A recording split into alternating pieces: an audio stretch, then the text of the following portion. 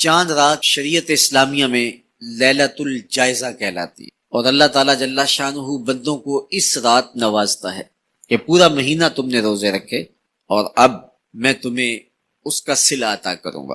اور لیلۃ الجائزہ میں اللہ عیدی عطا کرتا ہے، اور بندوں کو وہ عطا کرتا ہے جو وہ سوچ بھی نہیں سکتے کہ ہمارا مالک ہمیں کیا کیا عطا کرتا ہے۔ ہر شخص جو عیدی دیتا ہے وہ اپنی طاقت کے مطابق دیتا ہے نا۔ آپ کو بھی بچپن میں عیدی ملتی رہی ہوگی، اب بھی ملتی ہوگی، تو کوئی 10 روپے، کوئی 20 روپے، کوئی 50 روپے، لیکن کوئی ایسا بھی ہوتا ہے کہ جس کے پاس فراوانیاں ہوتی ہیں تو پھر اس کی عیدی تو اس کی عیدی ہوتی ہے۔ تو ہر شخص اپنی کیپیسٹی کے مطابق ہی عیدی دیتا ہے نا۔ تو یار جب ایک عام آدمی 10-20 روپے دے دیتا ہے، لیکن جس کو اللہ نے بڑا نوازا ہو تو وہ پھر 500 روپے کا نوٹ آپ کو دیتا ہے کہ جناب یہ عیدی ہے آپ کی، تو پھر اللہ کتنی عیدی دیتا ہوگا، وہ کتنی کرم نوازیاں فرماتا ہوگا۔ تو یار جب عیدی لینے کا وقت ہو، اس دن ہم بازار میں ہوں، جب عیدی لینے کا وقت، کچھ لوگ اپنے سارے کام اور ساری خریداری چاند رات کے اوپر چھوڑتے ہیں کہ اس رات کو ہم بازار جائیں گے۔ کچھ لوگوں کو شوق ہوتا ہے اس رات بازار جانے کا، حالانکہ بازار شر الاماکن، بری جگہ، سب سے بہتر جگہیں اللہ کے گھر مسجد ہے، اور سب سے بدترین جگہیں بازار ہیں۔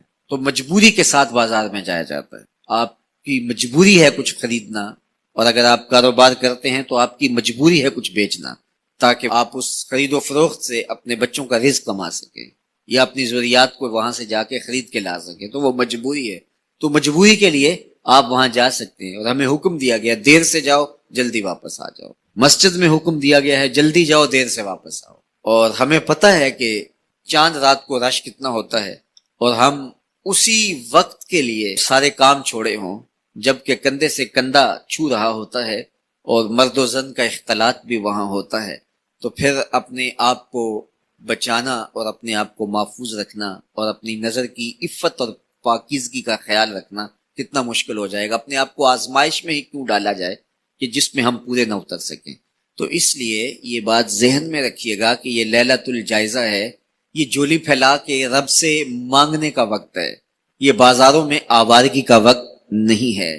تو یہ رات بھی ہماری اللہ کے حضور عبادت میں گزرنی چاہیے، ذکر و فکر میں گزرنی چاہیے، یاد الہی میں گزرنی چاہیے۔ تو لیلۃ الجائزہ کو کبھی ضائع نہ کیجیے اور اس رات کو برباد نہ کیجیے۔ سارے مہینے کی محنت آپ نے جو کی، اب اس کا صلہ لینے کا وقت ہے، اب عیدی لینے کا وقت ہے۔ تو عیدی لیجئے اپنے رب سے، جھولیاں پھیلا پھیلا کے لیجئے، اس سے خیرات مانگیے، اس کی کرم نوازیاں اور اس کی رحمتیں تمہارے اوپر برسیں گی، تو ان کو اپنے دامن میں سمو لیجئے۔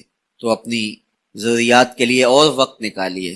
اور عید کا دن بھی اللہ نے ہمیں 5 نمازوں کے علاوہ ایک اضافی نماز عید کی ہمارے اوپر واجب کی۔ عید کے دن تو لوگ فرض نمازیں چھوڑ دیتے ہیں، جبکہ عید کے دن فرض نمازوں کے علاوہ ایک اضافی نماز رکھی گئی ہے۔ تو یہ ہمارا امتحان تھا، ہمارے ایک مہینے کی جو ٹریننگ ہوئی تھی، اس کے بعد آج ظہر کے وقت، آج عید کے دن فجر کے وقت، آج عصر اور مغرب کے وقت دیکھنا تھا کہ اس کا اثر ہماری روح میں کتنا اترا ہے۔ اور میں کہتا ہوں کہ جب مسلمان سارا مہینہ روزے رکھیں، تراویح بھی پڑھیں اور نمازیں بھی ادا کریں، اور عید کے دن فجر کے وقت مسجد میں نمازی نہ ملے، ظہر کے وقت آدھی صف ہو، تو شیطان تو بڑا خوش ہوتا ہوگا، وہ تو بڑا راضی ہوتا ہوگا کہ یہ پڑھتے تھے نمازیں اور تراویح اور کیا کیا کرتے تھے، پتہ چلا نا کہ ان کے اندر کچھ بھی نہیں اترا، اور یہ جہاں کھڑے تھے اس سے بھی نیچے لڑک کے آ گئے۔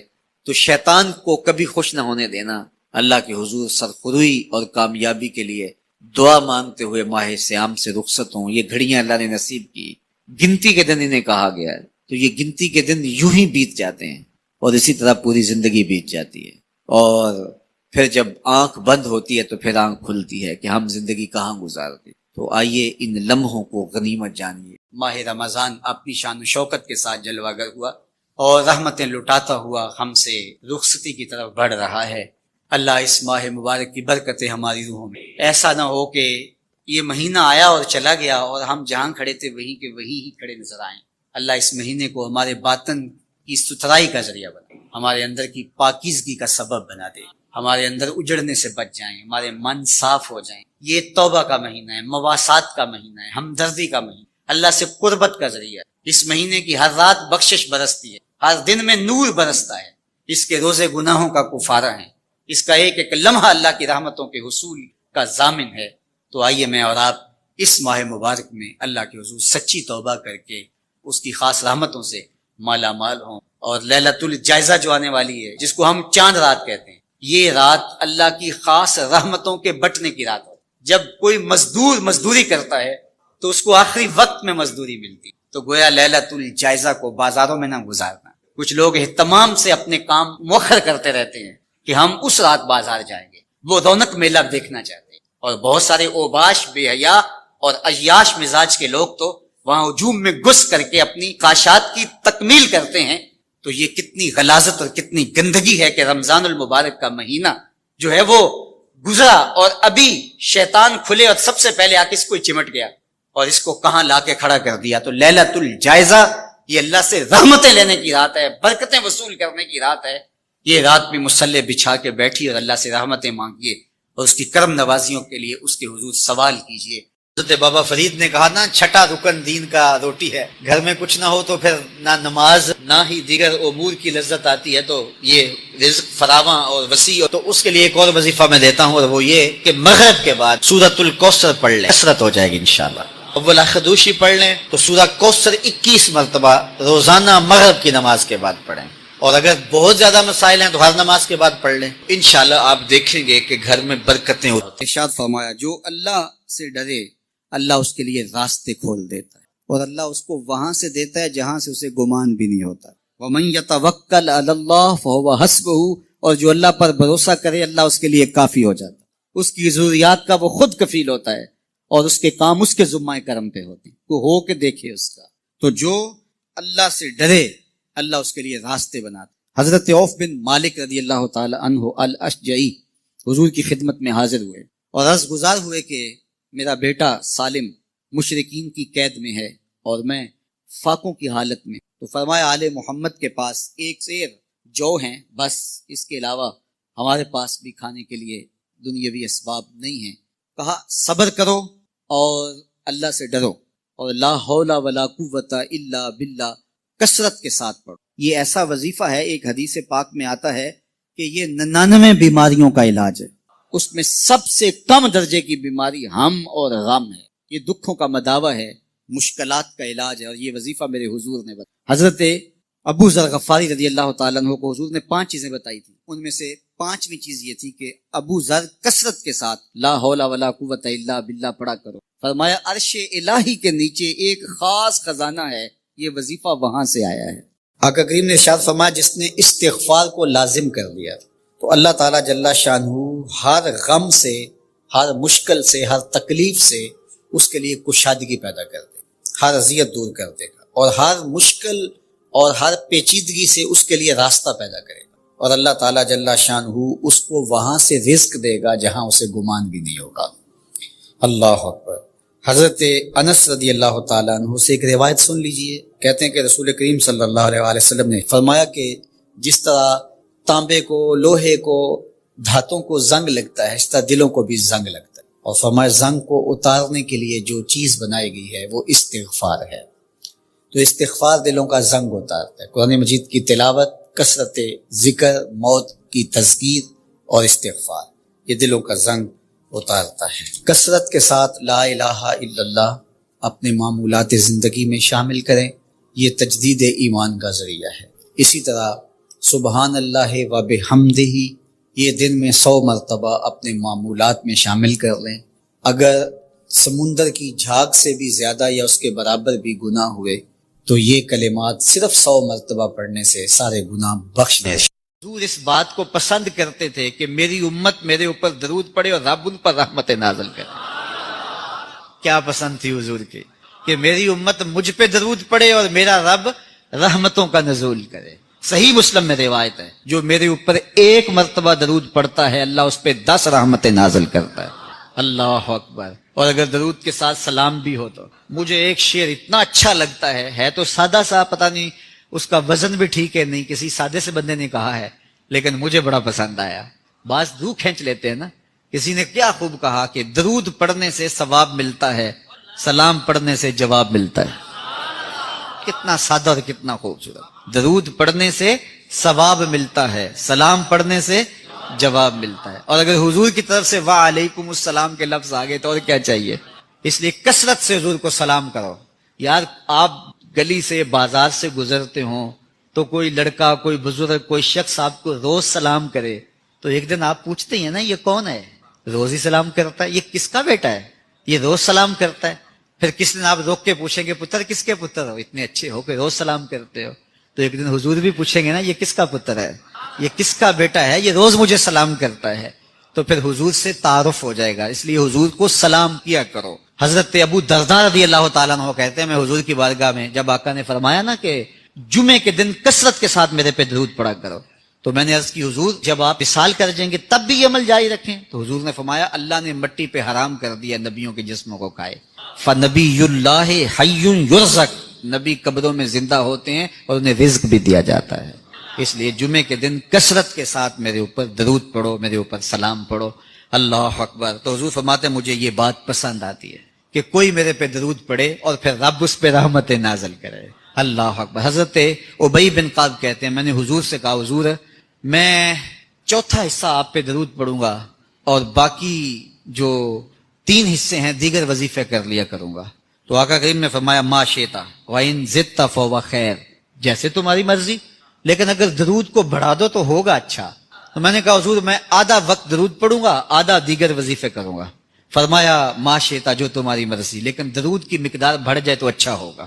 میں نے کہا حضور میں 2 حصے درود پڑھوں گا, 1 حصہ باقی وظیفے کروں گا. فرمایا بہت اچھا, لیکن درود کی مقدار بڑھ جائے تو پھر اور اچھا ہوگا.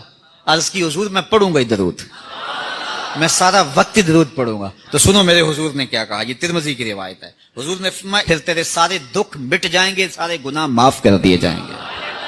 تو اس لیے کثرت کے ساتھ حضور پہ درود پڑھیں تو اس سے حضور بھی خوش ہوتے ہیں کہ میرے امتی پہ رب کی رحمتوں کا نزول ہو رہا ہے. یہ یوم افطار جس کو عید الفطر کہا جاتا ہے, یہ سجدہ شکر ہے اللہ کے حضور کے مالک تو نے ہمیں ہدایت عطا کی, تو نے ہمیں توفیق عطا کی, اور تیری توفیق کے بغیر سخت گرمی کے یہ روزے ہم نہ رکھ پاتے, تیری توفیق کے بغیر فاقے نہ کاٹ پاتے. یہ تیرے ہی کرم سے, تیری ہی دی ہوئی توفیق سے ہمیں صبر نصیب ہوا. الصوم نصف الصبر, روزہ آدھا صبر ہے. تو جس نے توفیق دی اب اسی کا شکریہ ادا کرنے کے لیے ہم کھلے میدان میں, ہم مرکز میں, ہم مسجد میں, ہم مختلف جگہوں پہ جمع ہوتے ہیں اور جمع ہو کے اس بات کا اعلان کرتے ہیں مالک میری توفیق بھی تیرے کرم کا صدقہ, یہ قدم اٹھتے نہیں اٹھائے جاتے ہیں. تو نے توفیق دی تو روزے رکھے گئے, تو نے توفیق دی تو گنتی کے دن پورے ہوئے, تو نے توفیق دی تو مالک تیرے ہی حضور حاضر ہوئے, اور یہ تیرا ہی کرم ہے اور تیری ہی کرم نوازیوں کے رنگ ہیں.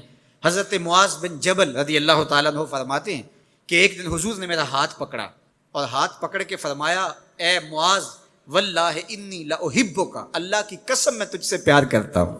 پھر دوبارہ فرمایا واللہ انی لاحبک, اے معاذ میں اللہ کی قسم تم سے پیار کرتا ہوں. اور اس پیار کی وجہ سے حضور نے حضرت معاذ بن جبل کو بتایا کیا, میں تجھ کو وصیت کرتا ہوں کہ ہر نماز کے بعد ان کلموں کو جو میں تمہیں بتا رہا ہوں ان کو ترک نہیں کرنا, اس کو بھولنا نہیں ہے, اس کو چھوڑنا نہیں ہے. اور وہ کیا, اللہم اعنی علی ذکرک و شکرک و حسن عبادتک, اے اللہ مجھے توفیق دے اپنی عبادت کی, مجھے توفیق دے اپنے ذکر کی, مجھے توفیق دے اپنا شکر ادا کر. تو اللہ کا شکر ادا کرنے کی اس سے توفیق مانگی, مالک نعمت بھی تو دے اور اس نعمت پر شکرانے کی توفیق بھی تو عطا کر. اور اللہ فرماتے ہیں میری دی ہوئی نعمت پر میرا جب تم شکر ادا کرو گے میری دی ہوئی توفیق کے ساتھ تو میں تم سے عہد کرتا ہوں لئن شکرتم لازیدنکم, میں تمہیں اور زیادہ عطا کروں. اللہ اکبر. شکریہ سے نعمت میں اضافہ ہوتا ہے, نعمت میں برکت ہوتی ہے. ایک دوسرے مقام پہ کتنی خوبصورت بات ارشاد کی, ما یفعل اللہ بعذابکم ان شکرتم و آمنتم. اللہ فرماتا ہے کہ وہ تمہیں عذاب دے کے کیا کرے گا اگر تم شکریہ ادا کرو اور ایمان لاؤ. اللہ کی چاہت نہیں ہے کہ تجھے جہنم کی بھڑکتی ہوئی آگ میں ڈالے, جو آگ تمہاری ہڈیاں توڑ کے رکھ دے, تمہارا گوشت جلا کے رکھ دے اور تم وہاں ذلت سہو. یہ تمہارے رب کی منشا نہیں ہے. وہ یہ چاہتا ہے کہ تمہیں جنت کی بہاریں نصیب فرمائے. یہ تمہارا عمل ہے کہ تم عذابوں کو خرید رہے ہو, تم عذابوں میں چھلانگے لگا رہے ہو. اس کی مرضی کیا ہے, اس کی رضا کیا ہے کہ تم شکر ادا کرو اور اس پر ایمان لاؤ. تو وہ تمہارے گناہ بھی معاف کرتے، تمہارے درجے بھی بلند فرمائے۔ بلکہ ایک دوسرے موقع پہ اللہ تعالیٰ نے قرآن مجید میں ارشاد فرمایا کہ تم جہنم کے گڑھے میں گرنے والے تھے، ایک جنبش پا کی دیر تھی کہ تم ایندھن بن جاتے۔ کہا کہ میری نعمت کا شکر ادا کرو کہ جس نعمت نے، اس نعمت سے مراد محمد عربی صلی اللہ علیہ وسلم، تمہیں جہنم سے نکال کے جنت کی راہوں پہ ڈال دیا۔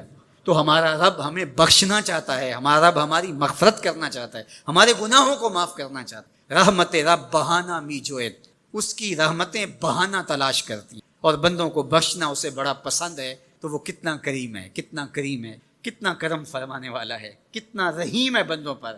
جب بندے عیدگاہ کی طرف آ رہے ہوتے ہیں اور چیخ چیخ کے کہہ رہے ہوتے ہیں اللہ اکبر اللہ اکبر لا الہ الا اللہ واللہ اکبر اللہ اکبر وللہ الحمد اللہ اکبر اللہ اکبر لا الہ الا اللہ واللہ اکبر اللہ اکبر وللہ الحمد اللہ اکبر اللہ اکبر لا الہ الا اللہ واللہ اکبر اللہ اکبر وللہ الحمد۔ تو اللہ فرشتوں سے فرماتا ہے کہ کیا مزدوری دی جائے اس مزدور کو جو کام پورا کرے؟